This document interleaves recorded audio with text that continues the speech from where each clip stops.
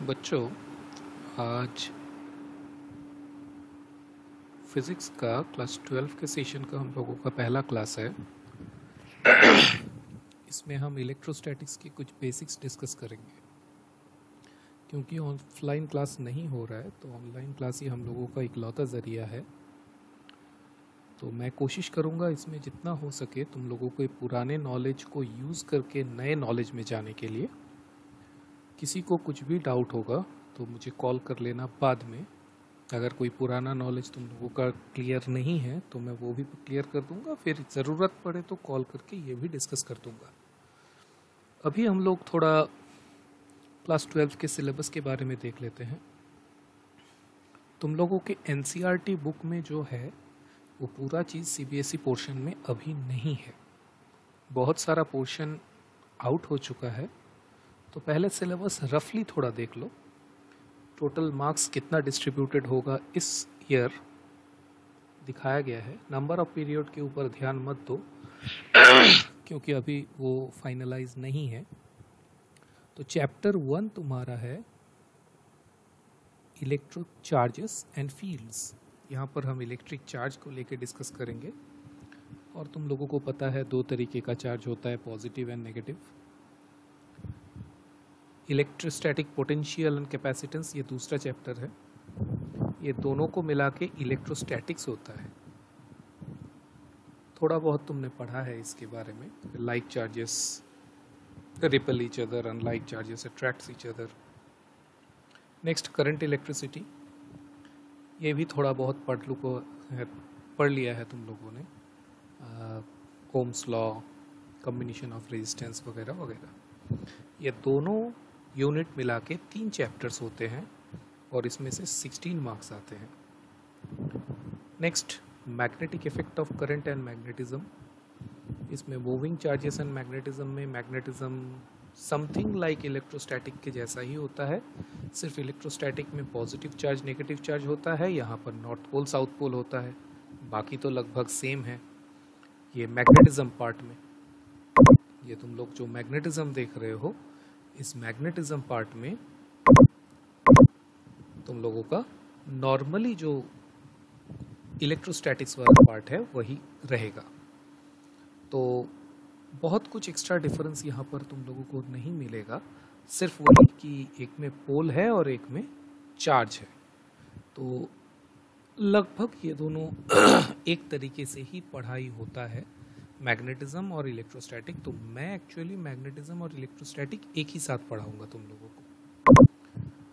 इसके बाद तुम लोगों का आता है मूविंग चार्जेस। ये जो है ना मूविंग चार्जेस एंड मैग्नेटिज्म, इसमें मैंने सिर्फ मैग्नेटिज्म की बात की।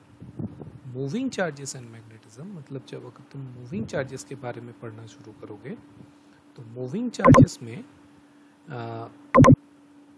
एक्चुअली हम लोग इलेक्ट्रोमैग्नेटिज्म के बारे में पढ़ते हैं, जहाँ इलेक्ट्रिसिटी एंड मैग्नेटिज्म दोनों एक साथ हम लोग यूज़ करते हैं।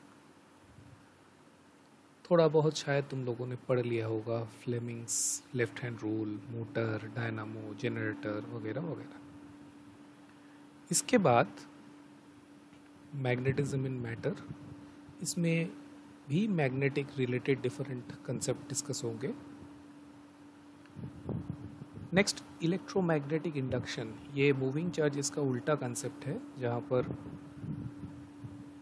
हम लोग यूज़ करेंगे बेसिक आइडिया।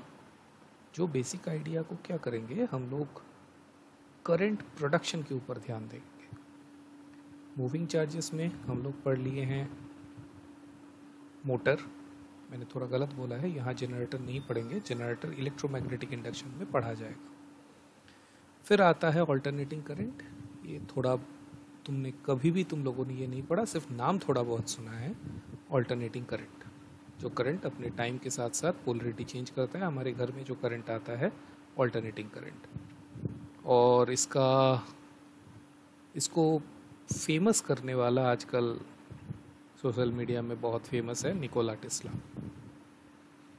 उसके बाद electromagnetic wave, X rays, microwaves वगैरह वगैरह, हमारे मोबाइल कम्युनिकेशन जिसके ऊपर चलता है। अप टू चैप्टर 8 तुम लोगों का एनसीईआरटी का बुक 1 है।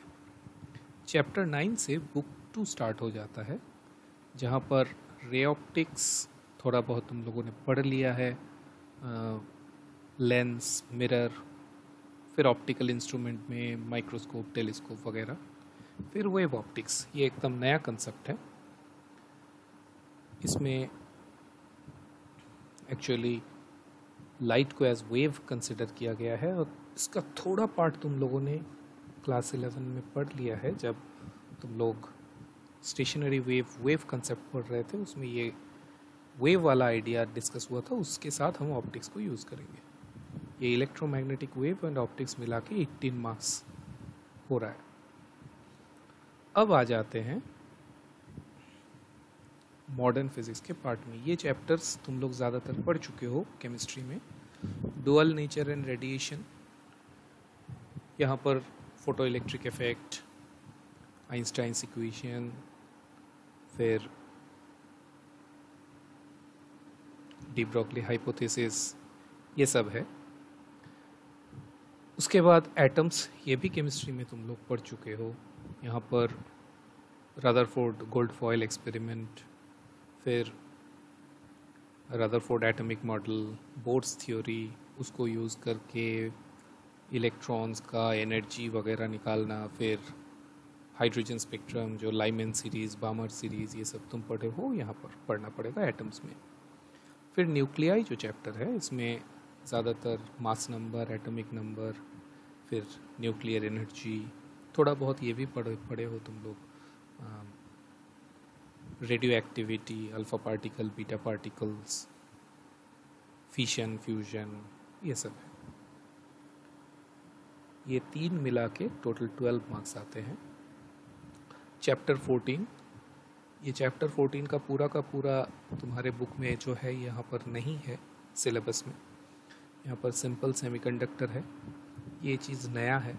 पहले ये केमिस्ट्री में भी था, अभी केमिस्ट्री से हट गया है। इलेक्ट्रॉनिक्स रिलेटेड मटेरियल हम यहाँ पर पढ़ेंगे, और उसमें भी सिर्फ डायोड पार्ट पढ़ेंगे। तुम्हारे बुक में जो ट्रांजिस्टर है वो अभी यहाँ से आउट हो चुका है। और तुम्हारे बुक में एक चैप्टर 15 भी है जो कम्युनिकेशंस है, वो सिलेबस में अभी नहीं है। तो एनसीईआरटी बुक में जो है वही तुम्हारा सिलेबस है। मैं तो ऐसा मत सोचना, तुम्हारे चैप्टर में कई सारी जगह है, तुम्हारे बुक्स में कई सारे, हर एक चैप्टर्स में बहुत सारे पॉइंट हैं जो सिलेबस में नहीं है। जैसे इलेक्ट्रोस्टैटिक में ही तुम्हें मिल जाएगा वैन डी ग्रेव जनरेटर, वो सिलेबस में नहीं है अभी, लेकिन बुक में है।